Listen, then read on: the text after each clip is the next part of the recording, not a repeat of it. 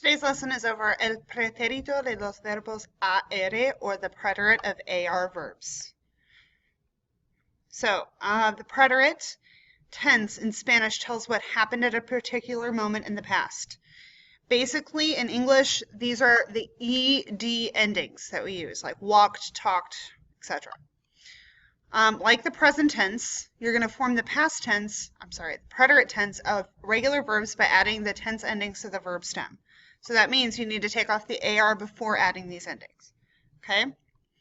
So these are the preterite endings for AR verbs. So the yo form is tú haste, el o, nosotros hamos, vosotros hasteis, and then ellos, ustedes haron. Notice that there are accent marks over the yo form and over the el form.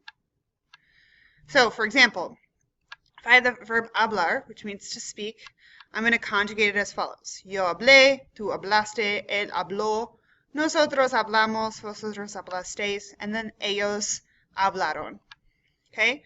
Again, don't forget the accent marks in the yo form and in the LAO stead form. For Car Gar Zar verbs, there are a little different in the yo form only. So there's going to be that spelling change just to maintain pronunciation. Okay? So, for CAR verbs like buscar, the C will change to a QU to become busqué in the yo form. Okay? Pagar, like a GAR verb, the G will change to a GU, and the yo form of pagar becomes pagué. Okay? Then the yo form of empezar is empecé, where the Z changes to a C. So anytime you have a car verb, you're going to change the C to a QU in the yo form only. A gar verb like pagar, you're going to change the G to the GU in the yo form only. And then empezar, or a zar verb, you're going to change the Z to a C in the yo form only. Okay? All right.